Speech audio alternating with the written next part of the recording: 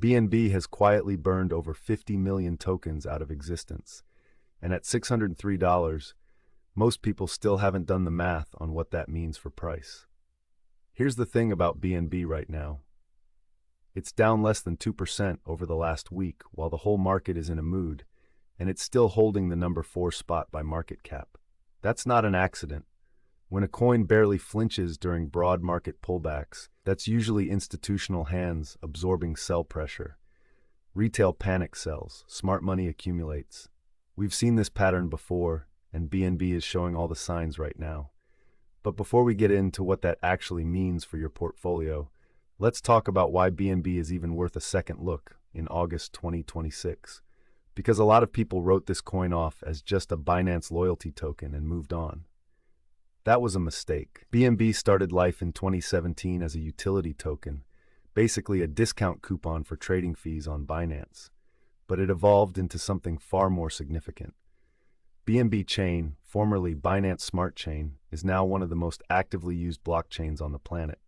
We're talking millions of daily transactions, hundreds of active DeFi protocols, a developer ecosystem that didn't exist 5 years ago and now competes directly with Ethereum for real-world usage. If Ethereum is a premium highway with expensive tolls, BNB Chain is the parallel road that actually moves traffic, faster, cheaper, and with fewer headaches for the average user. Now here's the mechanism that makes BNB structurally different from almost every other top 10 coin. The burn. Binance runs a quarterly burn program where they use a portion of profits to permanently remove BNB tokens from circulation. Every quarter, the supply shrinks, and the burns aren't symbolic. We're talking hundreds of millions of dollars in BNB destroyed per quarter at current valuations. The total supply has gone from 200 million tokens at launch down to somewhere around 145 million and falling. Basic economics. Shrinking supply, consistent demand, price goes up over time. It's not complicated. It's just slow enough that most people lose patience before it plays out. If this breakdown is hitting differently than what you usually see, subscribe to Crypto Sayans. We break down moves like this before they go mainstream. So where does the price go from here? Let's talk real numbers. At $603, BNB's market cap sits at roughly $87 billion. For context, that's already enormous, but compared to where Ethereum sat when it had similar on-chain traction, there's still a credible argument for significantly higher prices. The $800 to $900 range is what a lot of on-chain analysts and institutional desks are flagging as the next major target, driven by continued burn momentum and any positive resolution in the broader regulatory environment around centralized exchanges. If Bitcoin breaks to new highs in late 2026 or into 2027 and brings altcoin season with it, BNB at $900 plus isn't a fantasy. It's a reasonable scenario based on historical alt cycle multiples. What about institutional interest specifically?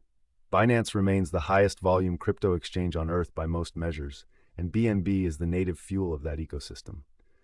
Every new user who opens a Binance account, every project that launches on BNB Chain, every DeFi protocol that needs gas, all of that creates organic demand for the token. You're not betting on a concept here. You're betting on continued usage of infrastructure that already handles more transactions daily than most blockchains ever dreamed of. Now let's be honest about the risks, because anyone who skips this part is selling you something. The single biggest risk to BNB is Binance itself. This is not a decentralized protocol. The value of BNB is deeply tied to the health, reputation, and regulatory standing of a single company. We've seen what happens when regulators target Binance. The price takes real damage, and that risk hasn't fully disappeared. The regulatory landscape for centralized exchanges is still being shaped in the US, in Europe, in Asia. Any major enforcement action, any leadership disruption, any perception that Binance's dominance is slipping, that hits BNB hard and fast. The second risk is competition. BNB Chain made its name on low fees and accessibility, but Ethereum's Layer 2 ecosystem has gotten dramatically cheaper. Solana is fast and cheap. Newer chains are nipping at the same user base. BNB Chain's moat is real, but it's not a wall. It requires constant execution from the development team to stay relevant, and execution risk is always real. Third, and this one's subtle, BNB is not a coin that tends to lead rallies. It tends to follow Bitcoin and Ethereum's movements with amplification. That means if the broader market turns south before the anticipated bull cycle continuation, BNB will feel it. You're not buying a safe haven. You're buying a high-conviction bet on continued crypto market growth. So here's my direct take. BNB at $603 is not a screaming buy everything you own situation, but it's also not something to ignore. For a portfolio that already has Bitcoin and Ethereum exposure, BNB makes sense as a measured position, say 5 to 10% of your crypto allocation, specifically because the burn mechanics are deflationary, the chain usage is real and growing, and the $800 to $900 target has a credible fundamental basis tied to supply reduction and market cycle timing. If you're looking at a 12 to 18-month horizon into late 2026 and 2027, the risk-reward here is actually favorable compared to chasing smaller caps with bigger promises and zero fundamentals.